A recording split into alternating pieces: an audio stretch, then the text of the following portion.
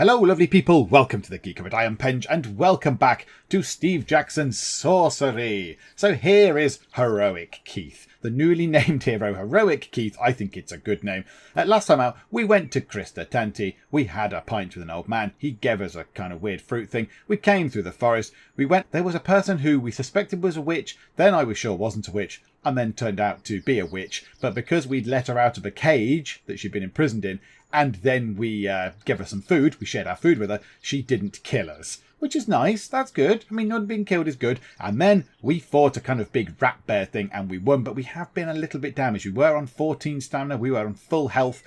But yeah, we took a little bit of damage in the fight there. So, we are now here before the, village settlement of Dhumpus, which is not a good name. So, Dhumpus, what do we want to do? Avoid it or enter? Well, I think there's no point avoiding all these settlements. We might as well go in and see what there is. So, let's enter the village. Come on, Heroic Keith, let's go in and see what there is.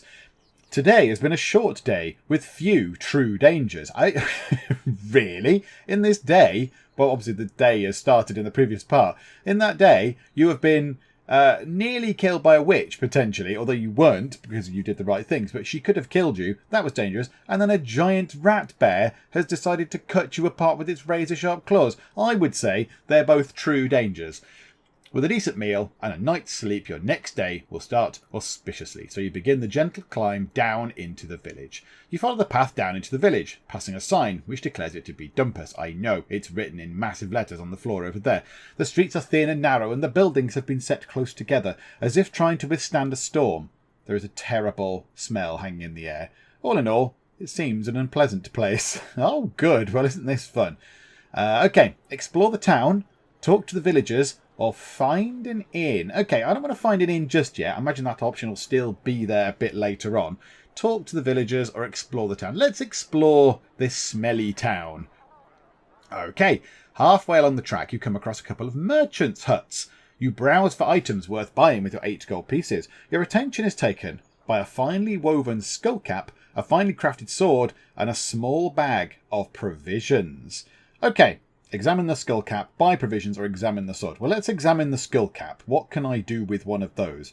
You pick up the skull cap and turn it over. Stolen from a priest of Dadulay, the merchant declares with pride. Don't be so proud you stole it. You're charging me for it. You nicked it.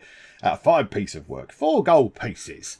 You can tell from the feel of the cloth it has no inherent magic, but it might be useful in spells. 4 gold pieces, half of our gold.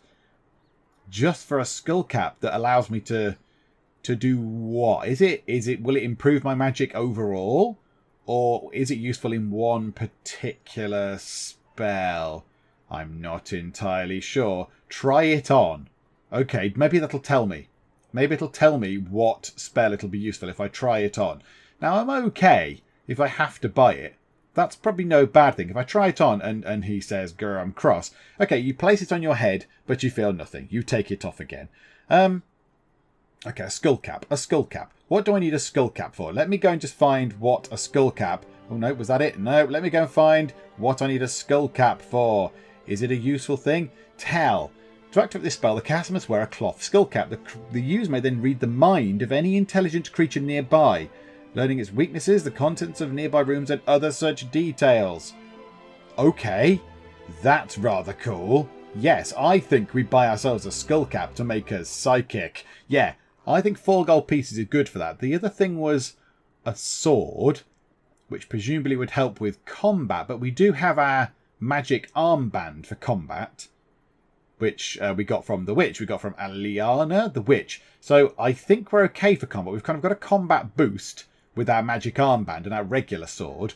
So I think we pay 4 gold pieces and have the ability to read someone's mind. That's very cool. Okay, yeah, pay 4 gold pieces. You pay 4 gold pieces, you place a skull cap in your sack. Okay, that's enough. Can I not buy the rations? Can I not buy the rations as well? No? Oh, botherations. I wanted to buy the food. Is there any work to be had? Is there somewhere I can go to sleep or nothing? Well, work might be good. I could get some more gold. That's probably no bad thing. While I'm here in this smelly little town, I might as well get some gold out of it, if possible. Is there any work to be had here? I need to earn some money. The merchant sizes you up. You look like a good worker to me. One of my friends needs some digging doing. I'm sure he would pay you. I'll pay you and feed you for it. Okay. Digging what? You ask. The merchant shifts uncomfortably. Does it matter? You'll find out. He stares at you. So? He asks. He looks over his shoulder at the path. I'm going that way now myself. You coming? Yes, okay. Follow the merchant. Go on then. Yes, follow the merchant. What am I digging? My own grave or something stupid. He leads you to a house on the edge of the village and introduces you to the householder, a stout man who is probably incapable of lifting a spade, let alone digging with it. Okay, what is it you need doing? Cesspit, the man replies. Out back. Needs digging. Oh, lovely. Hey, he's a man of few words, which is quite good. I like that. And we're digging a cesspit. Okay, how much? How much? Well, the man replies, it's pretty urgent. The old one's overflowing. I like that. How much money, you demand? 3 gold pieces, he replies. Okay, so that's almost enough to pay off my skill cap thing. Okay, I'll get started. Yes, it's a cesspit, but I could get 3 gold out of it, which is probably a good thing. If it means I get some more money, maybe I can go back to there and buy something else. Okay, yeah, I'll get started. Spades out back, he replies, with a jerk of his thumb. You walk through the man's house into the back garden. The smell is terrible. Maybe that's the smell across the village. It's just this particularly poopy man. The job is not just to dig a new cesspit, but to dig over the old one. And it's going to be several hours' work that'll probably take the whole night. You collect the spade, stuck in the ground by the hole. Oh no, it's going to take the whole night, so my stamina's not going to go up. Can I cast a spell? Okay, cast a spell is an option. Let's see if we can cast any spells. What spells could I cast that would be helpful? Okay, big could be good. Big could be very useful. There was one further on, which requires a giant's tooth, where I could basically summon a giant to do my bidding. Alas, I don't have a giant's tooth. I think it was a giant's tooth. However, big costs 1 stamina. I don't need any special items. When this spell is cast on the caster's own body, it would inflate the body to 3 times normal size. This increases the power of the caster and is especially useful against large opponents. Yep, must be used with caution in confined spaces. Okie doke, that's fine. But if I'm 3 times bigger, I will be able to do the job easier, I would have thought. I would have assumed, because I'll be far bulkier and bigger. So, okay, let's give that a go. Big. Let's cast big. Cast a spell, and let's go for, zoom me out, magical sky thing. Please tell me we can cast big. Go. Yes, beautiful, big, grow in size, 1 stamina, yes. I love that. I love the fact there's obviously different permutations for all the different spells. I wonder what other spells I could have cast there. Who knows? Big.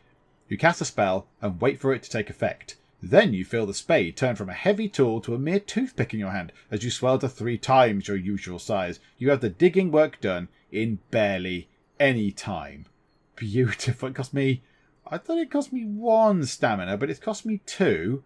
Maybe 1 for the spell, 1 for the work, possibly. Okay, collect my pay. Ooh, my stamina went back up. It went back up a bit. Okay. You go back into the house and collect your money. 3 gold pieces. Indeed, I do. The grateful householder also provides you with some food, as well as a space on the floor to rest for the remainder of the night. You settle down happily and are quickly asleep. Presumably, I have shrunk back down by now. Not some sort of giant man crammed into a house. Okay, so 10 out of 14 stamina. Presumably, I got the extra 2 for eating. Now, what's my stamina go up to now? Well, when I have a sleep. 12. Oh, out of 16. Out of 16. Yes, it's creeping back up. So my resistance to the weirdness of this outside world is building. So it's back up to 16. Soon it will be 20. You dream strange dreams as you sleep. Your thoughts are dominated by the strange woman in the hut. In your mind, she has become younger and more beautiful than she truly was. Flowers seem to blossom from her hair, as though she has grown from the earth herself. Overhead, you fancy you hear the flap of giant wings. The birdmen came for the crown. Perhaps, before this journey is finished, they will come for you. Yes, I will fight them away. Okay, I've only got 1 option. Leave Dhumpus. I would quite like to go and buy some rations, if I'm honest. But unfortunately, I can only buy 1 thing from a market, which is a little bit strange, but okay. Right, leave Dhumpus. Let's get out of here. You rise early, thank the householder, and head out into the street. Within a few minutes of walking, you are out of Dhumpus and back on the road. After another hour or so, the way branches, with one path heading up into the hills and the other turning downhill and along one side of a barren stony ridge. Is that a village you can make out on top of the hill? It seems a lonely place for it. Okay, continue. Let's have a look at our current map then. So, if we go round this way, there is a bridge.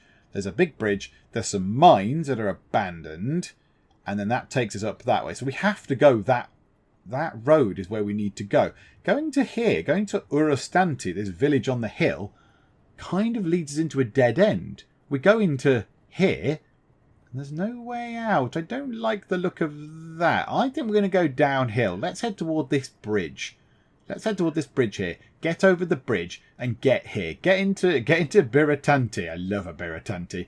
Get into Biriani's and settle, and find an inn or something there if we can make it there in one day.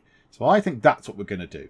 We're going to go along here. We're going to go downhill to here. Only because normally I want to go to the villages, but that village is kind of a bit of a dead-end village. You follow a meandering path around the side of a hill for most of the morning. It's difficult to see the way ahead through the tree line, but you trust to the course, and eventually the path bursts out onto a narrow stone ledge high above the valley floor. The ledge leads left and right. There is no way forwards. Okay, look left. Looking left, you can see that the narrow ledge is formed by a splitting of the rock that leads all the way down to the misty valley floor. If there is a path at the other side, it is not clear from here. Okay, look right. Looking right, you are taken aback, as out of the mist that fills the valley, an impossibly wide bridge looms into view, as if it had only now fallen into place. It is made of planks and thick ropes, and is suspended from this peak to the peak on the other side. Who could have built such a marvel? And how long ago? Indeed, we saw the bridge on the map. Okay, well, let's take a more detailed look at that bridge. You take a moment more staring at the bridge. It forms a delicate curve across the valley, swaying very slightly in the wandering wind, but the more you look, the more it seems too perfect. Could such a bridge possibly exist, or is it mere illusion to trick the incautious traveller? Okay, rest a moment and eat. Normally when that comes up, it is a hint to have some food, because if you don't, you will take some stamina damage. And if I do, yes, I will use a ration, but I will also get some stamina back. It'll probably go up to 14. So I think that's a good idea. Let's rest a moment. Let's eat. I'm at full stamina. Good lord. Okay, that's good. Perching on the edge of the stone outcrop, you eat the old man's nourishing bomba fruit. Ah, the thing the old man gave me. And feel a little better for it. Then it is time to move on. Getting to your feet once more, you take a moment to find your balance before moving on. One slip here, and you will fall a long way down. Oh no, don't fall down. Well, it makes sense to go to the bridge, I suppose. I could go into the valley, but that's going to take me to those mines. So can I get across this bridge, or is it an illusion bridge, which is slightly worrying. I don't want to get to the middle and fall off. The bridge is worth looking at least. If it is sound, you will be able to tell. If not, the other route will still be waiting. Yes, I completely agree. If this is some sort of trick, we can always come back and go through those mines by the look of it, which doesn't sound in any way dangerous. As the ledge winds and weaves its way around the cliff, you reach the peak where the bridge is deeply anchored by its enormous stone foot. Beside this is a small, dishevelled hut.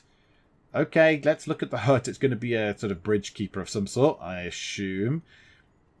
A small little shack. It's barely large enough to house a goblin, but someone has decorated it in a weird fashion, with outlines of figures tall and short and stocky, drawn in faded shades of wood, and some in red blood-coloured clouds. And from a few of these figures, actual bones protrude from the walls themselves, as if they formed part of the structure.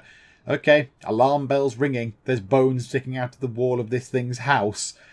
You should have known immediately, of course. A bridge like this out here smells of sorcery and witchcraft. Okay, is that a real bridge? Let's knock at the door. Let's see if there's someone in there that we can just pay to get passage across the bridge safely, because we have enough gold. So let's knock at the hut door. You walk over to the hut and knock. There's no answer. Stranger still, however hard you beat your fist, your knocking seems to make no noise, as if the wood were a cup of water and you were beating your knuckles against its surface. Okay. Oh no. Now, turn back. Turn back. I could always turn back. That's an option. Go back. Go through the mines. Let's go across the bridge. I'm a little bit reluctant, but my heart kind of says, look, you've come this far. let's go across the bridge. I don't imagine in this game there's going to be a bit which says, you've got to cross the bridge. No, that's it. You've died. You are dead. You are dead and you must never come back again because you've died. You've fallen a gazillion foot onto the edge of a cliff. So let's go across the bridge and see what happens. Oh, a flag thing appeared. No matter. The hut is old and dishevelled, probably empty. Setting your foot upon the bridge, you begin to make your way steadily across. Now, this could be one of these double bluff things. Cross the bridge. Okay, I notice that the flag is in the middle of the bridge. Please just let me across safely. Let me across. Oh no, there's a thing. But you've only gone a few steps when you hear a voice calling from behind you. Halt, stranger! You turn to see an ugly hunchbacked creature who has sidled out of the hut door.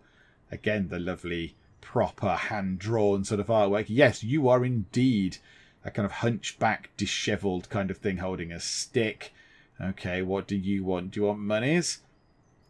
If you wish to pass, 2 answers must you give to Van Kaas. Okay, who is Van Kaas? Who is Van Kaas, you reply. The creature blinks, perhaps in surprise. Then he taps himself on the chest and tries to straighten up just a little. Okay, you are Van Kaas. Van Kaas. Yeah, I said, because I'm putting a voice on, I would say Van Kaas, but normally I'd say Pass and Van Kaas. Okay, why? I'm not going to ignore him, because he clearly controls something to do with the bridge, and he will make it vanish, and I will plummet and get injured quite severely. So, why? Or I'll give you your answers. 2 answers I must give. Oh, what to what questions? Okay, fine. I'll give you your answers. Let's chance it. I'll give you your answers, you call back. The creature chuckles and asks his first question. A sister I have, witch in captivity. She lives in the woods, so first, tell to me, do you know of her friend, of this cunning dame, and how is she known? Tell me what is her name? You know of whom she speaks, the woman in the cage, but what was she called? She was called Aliana. Aliana, yes, not Alina, not Alexica, Aliana. Aliana, the hunchback smiles. Your answer is correct and true. Now you must answer question 2. Through villages 3 you have passed. What was the first, what was second, and what was last? Okay, I like that. I like the fact that this must be slightly determined by the route you've taken, because I could have not gone through all those villages, I assume. I could have just ignored all the villages and not gone through them. So this might be different if I'd have chosen a different route or whatever. Okay, the first was Cantapani. Then it was Cristatanti. Yeah, we've not been to Biryani yet. So then it was Cristatanti, and then Dhumpus. Yes, there, finally Dhumpus. The hunchback nods once, deeply, and you breathe a deep sigh of relief. He gestures for you to proceed along the bridge, but calls out one last verse of advice. Beware the lair of the cave demon's maze.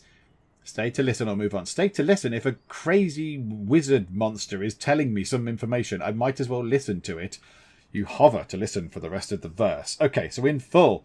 Beware the lair of the cave demon's maze, for traps as deadly as Medusa's gaze. Greet those with the most diresome plight, who turn down paths not to the right. Okay, right, hang on. Let me process that. Let me take some time to process this.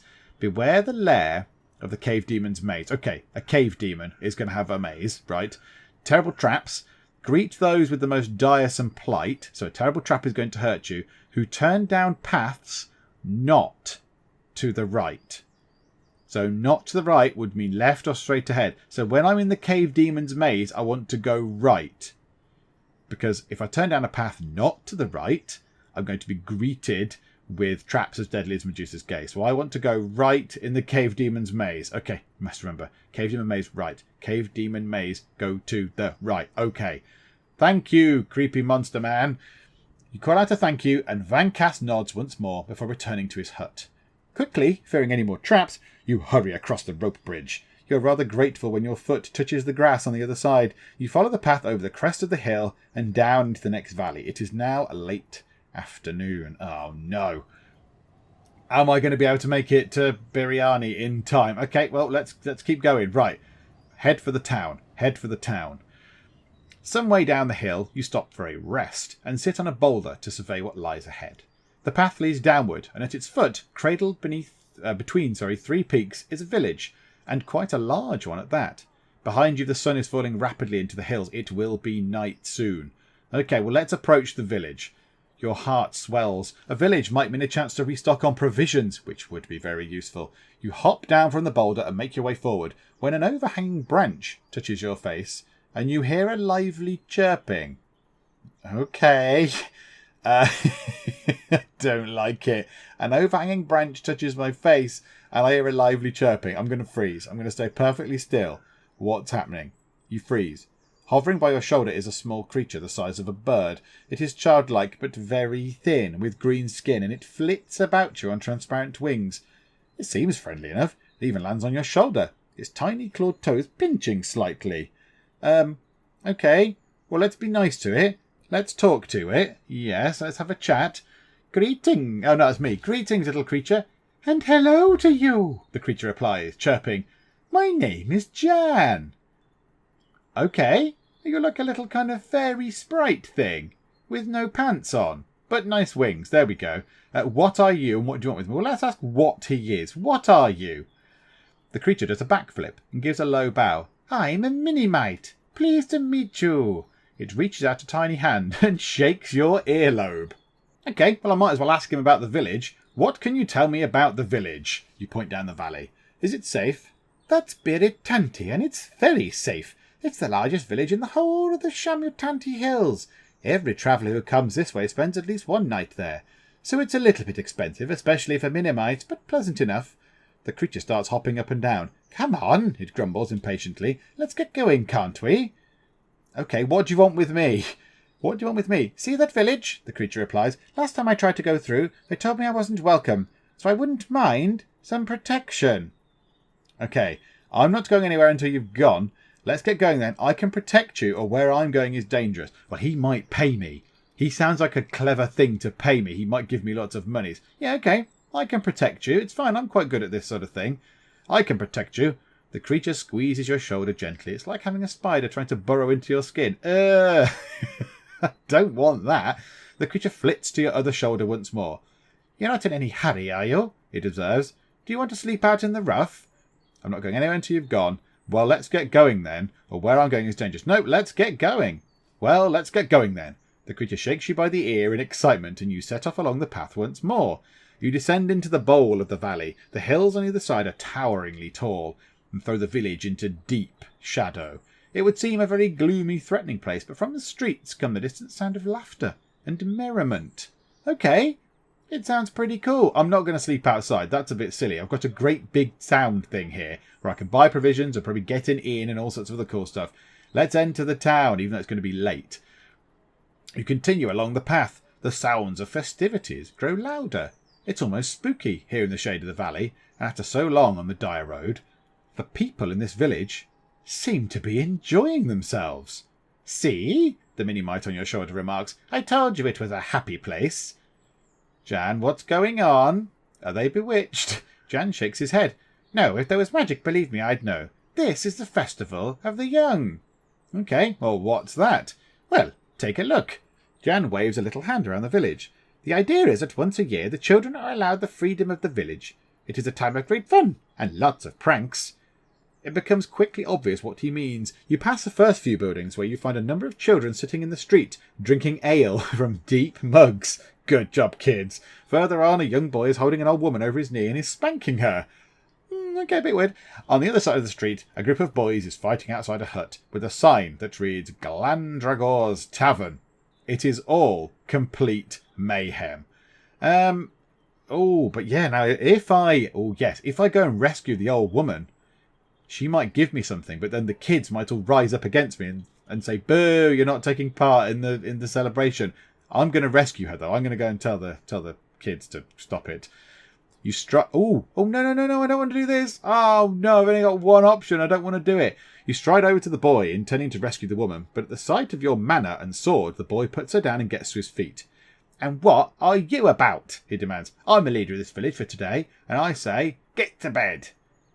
I only have one option. I don't really want to do this, if I'm honest.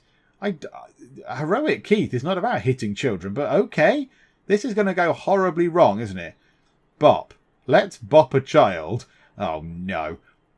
You reach out and smack the impertinent boy across the cheek with the back of your hand. The blow is not hard, but he still falls backwards into the mud. He is he's quite clearly enraged and lets up a hollering cry. Suddenly there are 100 children round you, and not all beggars, but well fed and armed with sticks and pitchforks. Jan is making a hissing noise in your ear. Better run for it. Yeah, I think running away is good. I don't want to have to fight a load of children. Let's run. Do I take any stamina damage? No. Swallowing your pride, you turn and race out of the village. The children follow, standing by the gates and waving their impromptu weapons. Well, Jan sniffs, you're quite the warrior, aren't you? You told me to run away. You told me to run for it. Oh, no. I wanted to go into the village. Oh, goodness me. Right, camp outside. That didn't work at all well, did it? You make your way out of the village and into a stand of tall, dry trees under the overhang of one of the cruel mountainsides. Between curling roots you find a small place to settle down to rest. Jan perches a little way above on a knot and is quickly asleep. You are tired enough to follow suit. We've already eaten 3 things today. I'm not going to eat anything else. I'm going to settle down for the night. It might hurt my stamina a little bit to not eat something, but I did eat breakfast at the man's house. I did eat lunch. I ate the big fruit thing that I got. So I'm not going to eat now. I suspect it's going to cause me some damage. Oh, no. Okay, no. You rest your head onto your backpack and close your eyes. Perhaps a few hours pass when you wake suddenly aware of a shadow moving between the tree trunks. It turns as it sniffs the air. A wolfhound. Fight the beast, cast a spell, throw something at the creature, or hide. How difficult is a wolfhound? A spell. A spell might be good. Can I cast a fireball? That might scare it away. A fireball might frighten it. It was early on, wasn't it? Fireball. Zap, law, hot. Yes, let's see if we can do hot. And failing hot, maybe zap. That might be quite good as well. So let's see if we can do hot or zap. Cast a spell. Whoosh. So hot or zap, ideally. Oh, good. We can't do any of those. L, J, and B are the only things we can cast. Okay. Throw something at the creature. Let's try that. Let's try lobbing something at it. Trying to move quietly so you won't be discovered, you pat over the dark ground for something to throw. A long stick, a stone. Yeah, a stone. A stone is probably a good thing to throw at a beastie. Your fingers clasp around the rock. It is a good size, solid and weighty. Right, throw it into the trees. Maybe it'll distract it to make it run away. You throw the stone off into the distance, behind the beast. For a moment it turns its head, but clearly your smell is too strong. The creature rushes towards you. You draw your sword, a long metal flashing in the moonlight. The beast roars and howls. Uh-oh, fight time! Right, we're going all in. Charge. Charge in, full on, smack. Beautiful. The wolfhound creeps towards you, jaws dripping and fur shining wet. It will not listen to reason. You charge headlong. It bounds forward, only to run itself onto your blade. It writhes and howls. As the wolfhound grows weaker, its snarl gets madder. Okay, defend. Have a little defend. Oh, we both defended. Okay, the wolfhound circles around you, snapping at the air. You wait, eyes fixed on the beast. Okay, let's just do a full-on thing and see if we can get its 2 stamina down. So, -4, and it's gone already. The wolfhound crouches low, then springs for your throat. You hurry backwards, stumble, then roll away as the creature lands deep onto the blade of your sword. The wolf howls with rage and fury. As the wolfhound weakly opens its jaws to bite, you plunge your blade between its teeth and all the way down to its heart. The wolfhound howls a gurgling, blood-soaked sound, and then it dies. No stamina lost. Flawless fighting. The beast defeated, you pause to regain your breath and wipe your sword. And now, let's have a little sleep. And it's gone up to 18 out of 18. Then, once satisfied, you lay down again and try to sleep. Jan flutters down and resettles on your shoulder. As you sleep, a strange hunched-over figure shambles through your thoughts, speaking in riddles and offering dread advice. His warning rings in your ears. Greet those with the most diresome plight. The rest of the night passes silently. Okay, that is unfortunate. I messed up Biratanti right there, didn't I? Have I got any other settlements? I've got 1 ration. Hopefully by the next day I can make it over here to Torapani. Otherwise, I'm going to be starving. I shouldn't have tried to rescue that old woman, should I? I should have abided by the festival rules and just gone, tough luck, old woman, I'm going into the village. Hey, kids, let's let you rule. But then they could have mobbed me anyway or stolen stuff off me or whatever. Because, yeah, if kids were in charge, they could have said, give me your sword. And I'd go, no. And they'd go, kids, we're in charge. Give me your sword. Or whatever. But, yeah, I wanted to go in and get some rations. Because I am now very, very low. But we are going to call it a day right there. We're going to stop right there. We're going to go beyond Biratanti tomorrow. Probably make our way round this mountain or possibly to this waterfall. That might be a worthy detour. I would not mind going to the top of this crystal waterfall. That looks very, very cool indeed. And then, yeah, up to Torapani and then to Kharé? I don't know how you'd pronounce that.